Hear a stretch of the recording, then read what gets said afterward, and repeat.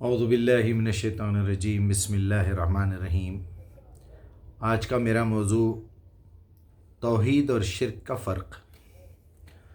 یہ فرق آپ نے کئی بار سنا ہوگا، لوگ سمجھاتے بھی ہیں کہ توحید کیا ہے، شرک کیا ہے، اور ہمارے ہاں کافی جماعتیں اس پر کام بھی کر رہی ہیں، لوگوں کو شرک کے اندھیرے سے توحید کی روشنی میں لا رہی ہیں، اور بڑا اچھا کام ہو رہا ہے الحمدللہ۔ ترقی اس میں بھی ہو رہی ہے، اور جو لوگ شرک کرتے ہیں وہ بھی ترقی کر رہے ہیں، کیونکہ میڈیا ایک ایسی چیز ہے جس کے ذریعے سے ہر چیز بہت جلدی وائرل ہو سکتی ہے۔ لہٰذا اور اگر دیکھا جائے تو انسان اتنا کمزور اور اتنا نکما ہے، سمجھیے آپ، کہ وہ کوئی کام کرنا نہیں چاہتا، کوئی محنت کرنا نہیں چاہتا، کوئی اللہ کی کتاب کو پڑھنا نہیں چاہتا۔ جو بڑے ائمہ نے اپنی اپنی تفسیریں لکھی ہیں، ترجمے لکھے ہیں، جو کچھ بھی دین پہ کام ہوا ہے پہلے، اس کا بھی ہماری زندگی میں ایک حصہ ہے کہ ہم کو وہ بھی پڑھنا چاہیے، وہ بھی دیکھنا چاہیے۔ ہمیں یہ بھی دیکھنا چاہیے کہ اللہ کے نبی اپنے دور میں، خاص طور پہ نبوت کے دور میں، اس کتاب کے بارے میں اور اپنا کیا ایکسپیرینس شیئر کرے۔ اگر اس زمانے میں میڈیا ہوتا تو لوگ جا کے نبی صلی اللہ علیہ وسلم سے انٹرویو لیتے کہ بتائیے رسول اللہ، آپ جو ہے یہ جو دین کا کام کر رہے ہیں، اللہ کی طرف سے جو پیغام آپ کے پاس آ رہا ہے، آپ دنیا تک پہنچا رہے ہیں، اس کے بنیادی مقاصد کیا ہیں؟ تو میڈیا چینج اب ہوا ہے، لیکن اس دور میں بھی میڈیا تھا۔ اللہ تعالیٰ نے خود میڈیا کو استعمال کیا ہے۔ اللہ اور رسول کے بیچ میں کا میڈیا جبرائیل ہے، یا خواب ہیں، یا الہام ہے۔ تو یہ میڈیا، یہ کنیکشن ہے، میڈیم کو کہتے ہیں۔ بہرحال آپ کے پاس لوگ آتے تھے اور پوچھتے تھے کہ بھئی اس کا معاملہ کیا ہے، اس کا معاملہ کیا ہے، ہم کو اللہ نے کیوں پیدا کیا، فلاں فلاں فلاں، جو بھی ہے۔ میں جس طرف آپ کی توجہ لے جانا چاہتا ہوں وہ یہ ہے کہ اب تک ہم نے شرک اور توحید کے بارے میں بہت کچھ پڑھ لیا کہ یہ شرک ہے اور یہ شرک ہے اور یہ شرک ہے۔ چلیے، بہت سارا شرک ابھی باقی ہے جو لوگوں کو اندازہ بھی نہیں ہے۔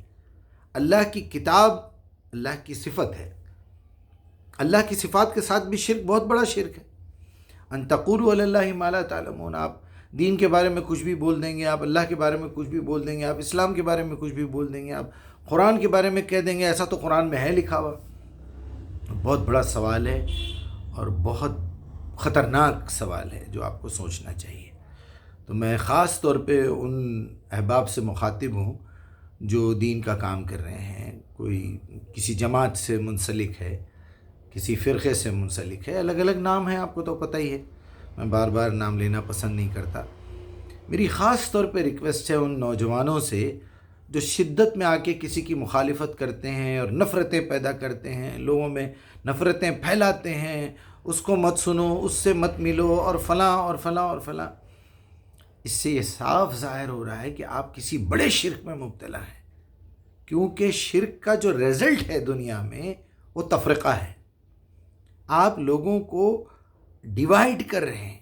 ڈیوائیڈ کرنے کی صفت آپ نے اس وقت ہی پیدا ہوگی آپ میں جب آپ شرک کریں گے۔ آپ نے دین کے ٹکڑے کر دیے، آپ نے امت کے ٹکڑے کر دیے، آپ نے اپنی جماعتوں کے نام رکھ لیے، اپنے حلیے بدل لیے۔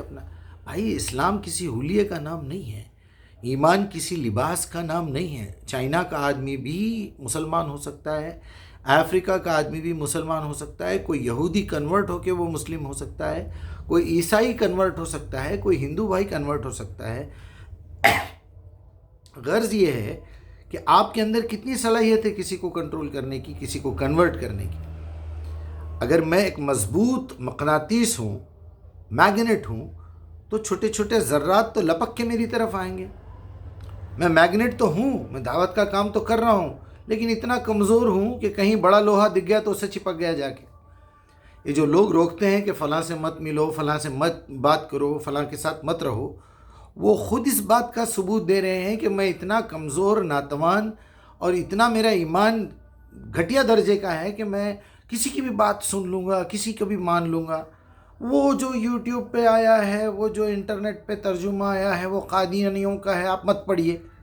آپ کون ہوتے بولنے والے مت پڑھیے؟ تو آپ ثبوت پیش کیجئے۔ یہ آیت، انہوں نے اس آیت کو غلط طریقے سے لکھا ہے، اس کا غلط ترجمہ کیا ہے، وہ آیت پرٹیکولرلی بتائیے۔ آپ میں دم ہے تو ہے نہیں بات کرنے کا؟ آپ خود اتنے کمزور ہیں، اتنے ناتوان ہیں، بیکار پڑا ہوا زنگ کا ٹکڑا ہے، زنگ میں بھرا ہوا لوہے کا ٹکڑا ہے، آپ کو نہ کسی مقناطیس سے چپکنے کی صلاحیت آپ میں ہے، نہ دوسروں کو اپنے آپ سے چپکانے کی صلاحیت ہے۔ آج خاص طور پہ میں یہ بات بتانا چاہتا ہوں، توحید اگر آپ کے اندر ہے تو آپ کا دماغ ہمیشہ لوگوں کو جوڑنے کی طرف لائے گا کہ یہ جماعتیں، یہ فرقے آپس میں ملیں، آپس میں جڑیں، امت ایک ہو، انسانیت ایک ہو، سارے انسان ایک دوسرے کو اپنے ایک ماں باپ آدم اور حوا کی اولاد سمجھے کہ بھائی آخر کار بڑے ہونے کے بعد تو، پیچھے جانے کے بعد تو ہم تو وہیں جائیں گے نا۔ یہ دنیا شروع ہوئی انسانوں میں سے ہی، انسانوں کی، یعنی نبی آنے کے بعد۔ اس سے پہلے کے جو لوگ تھے، آدی مانوس جسے کہتے ہیں ہم لوگ، وہ جنگلی قسم کے لوگ تھے۔ یہ بھی میں اس پہ آپ کو بتا رہا تھا بیچ میں بھی۔ اس میں آپ یہ اچھی طرح سمجھ لیجئے کہ یا ایھا الناس انا خلقناکم من ذکر و انثی، انسانوں میں نے تم کو ایک مرد اور ایک عورت سے نکالا ہے۔ یا ایھا الذین آمنوا اتقوا اللہ حق تقاتہ ولا تموتن الا وانتم مسلمون۔ دوسری طرف بتا رہا ہے یا ایھا الذین آمنوا اتقوا اللہ، یا ایھا الناس انا خلقناکم من ذکر و انثی وجعلناکم من شعوبا وقبائل لتعارفوا، تاکہ تمہارا تعارف ہو۔ انا اکرمکم عند اللہ اتقاکم، اللہ کی نظر میں عزت والا جو ہے، جو برائیوں سے بچتا ہو۔ بہرحال میرے بھائی، آپ اپنے آپ کو دیکھیے، سوچیے، اور یہ دیکھیے کہ آپ کے دماغ میں، آپ کے دل میں کیا فطور پل رہا ہے۔ یہ فلاں جماعت کا آدمی، وہ فلاں منکر حدیث، وہ فلاں منکر قرآن۔ آپ اپنے آپ کو اگر اہل حدیث یا آپ حدیث کا ماننے والا یا اہل سنت کہہ رہے ہیں، تو آپ خود اپنا بیان دے رہے ہیں کہ میں منکر قرآن ہوں۔ اگر آپ کسی کو اہل قرآن کہتے ہیں تو آپ کے دماغ میں تو یہی ہے نا کہ یہ آدمی منکر حدیث ہے یا منکر سنت ہے۔ تو آپ اگر اہل سنت ہیں کہہ رہے ہیں اپنے آپ کو، یا اہل حدیث کہہ رہے ہیں، تو اس کا مطلب آپ قرآن کے منکر ہیں۔ وہ بھی ادھورا اہل قرآن، اور آپ بھی ادھورے، وہ اہل سنت بھی ادھورا۔ یہ تینوں ملنے کے بعد ہی تو اسلام کا فہم ملے گا نا میرے بھائی۔ ہم کو یہ بھی دیکھنا ہے کہ رسول اللہ نے کیا پیغام اللہ کا ہم تک پہنچایا ہے، ٹھیک ہے، اس پہ آپ نے عمل کر کے دکھایا، وہ سنت ہے آپ کی، اور پھر اس کو سمجھایا بھی ہے لوگوں کو۔ جو لوگ سوالات کرتے تھے، ان کے مائنڈ کے حساب سے، ان کے لیول کے حساب سے کوئی بات سمجھائے ہوں گے۔ ان باتوں کا آج میری زندگی سے کوئی تعلق نہیں ہے۔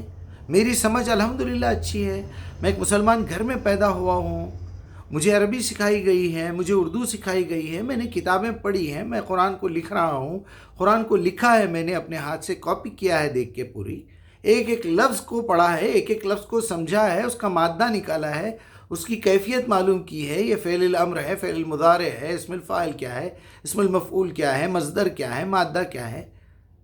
ایک کوئی آدمی مر جانے کے بعد، اس کے 100-200 سال کے بعد آپ اس کو مان رہے ہیں، ایک آدمی زندہ آپ کے سامنے ہے، آپ اس کی مخالفت کر رہے ہیں۔ میں نے ابھی حال ہی میں تھوڑا سا مطالعہ کیا ان ائمہ کا، تو ان ائمہ کی تمام زندگی پڑھ رہا تھا میں، بخاری، مسلم، ابو داؤد، ترمذی، نسائی، ابن ماجہ وغیرہ وغیرہ، اور جو ہے آپ کے حنفی، شافعی، مالکی، حنبلی، سب کو اپنے اپنے دور میں کافر کا فتویٰ ملا ہے، سب کو، ایک بھی نہیں چھوٹا۔ ان کے دور کے لوگوں نے ان کو کافر کا فتویٰ دیا، آج ان کو پوجا کر کے سر پہ بٹھائے ہوئے ہیں، قرآن کو نیچے پھینک دیے ہوئے ہیں، ان کی لکھی ہوئی کتاب کو سر پہ لے کے گھوم رہے ہیں، اور یہ سمجھ رہے ہیں کہ یہ اللہ کے رسول کے الفاظ ہیں۔ ارے میرے بھائی، اس میں کتنا کچرا بھرا ہوا ہے، کتنا جھوٹ ہے، ذرا اس پہ محنت کر کے دیکھیے، اور پھر نتائج دیکھنی اپنی زندگی میں کیا ہے۔ اگر وہ رکعت یہاں نہیں بانا تو آپ کے دل میں نفرت، وہ رکعت بمبی کے نیچے نہیں بانا تو آپ کے دل میں نفرت، وہ ہاتھ چھوڑ کے پڑا تو آپ کے دل میں نفرت، کوئی داڑھی چھوڑا تو آپ کے دل میں نفرت، کوئی داڑھی نہیں چھوڑا تو آپ کے دل میں نفرت، کوئی مونچھیں بڑھایا تو آپ کے دل میں نفرت، کوئی مونچھیں مونڈ لیا تو نفرت، کوئی اونچا پیجامہ پہن لیا تو نفرت، کوئی لمبا پیجامہ پہن لیا تو نفرت۔ یہ کیا چھوٹا پن ہے، یہ کیا؟ اس سے ظاہر ہوا کہ آپ کو دین سے کوئی مطلب نہیں ہے، آپ کو اسلام سے کوئی مطلب نہیں ہے، آپ کو آخرت سے کوئی مطلب نہیں ہے، آپ کو رسول اللہ سے کوئی مطلب نہیں ہے، آپ کو اللہ سے کوئی مطلب نہیں ہے، آپ کو مر کے جانا ہی نہیں ہے اللہ کے پاس، آپ کو حساب کے دن پہ یقین ہی نہیں ہے، تو آپ پھر مومن کیسے ہوئے؟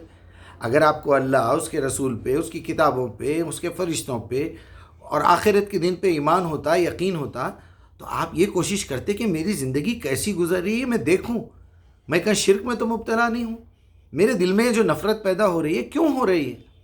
کچھ حضرات کو مجھ سے اعتراض ہے تو میرے گھر تشریف لائیے، مجھے کال کیجیے، تمیز سے بات کریے، ایک موضوع کو لیجیے، اس کے آپ کی داڑھی ہے یا نہیں ہے، اور آپ یہ کرتے ہیں، آپ وہ کرتے ہیں، تو اس طرح کی حرکتیں مت کیجیے۔ توحید اور شرک کا جو بنیادی مطلب یہ ہے کہ آپ کے دل میں لوگوں کے لیے محبت ہو، لوگوں کو جوڑنے کی صلاحیت ہو۔ ہاں، اگر اس کے بیچ میں آپ کے اس پروجیکٹ میں کوئی ایک شیطان، کوئی ابلیس یا ابلیس کا چیلا بیچ میں آ رہا ہے، تو آپ تو اس کو تو ظاہر بات ہے نا، ہٹائیں گے نا راستے سے۔ آپ کے بچے کو کوئی اس کے اسکول کا بچہ برباد کر رہا ہے تو آپ اس پہ کام کریں گے نا، پہلے تو یہ کوشش کریں گے کہ اس کو بھی سدھاریں، اپنے بچے میں وہ صلاحیت پیدا کریں۔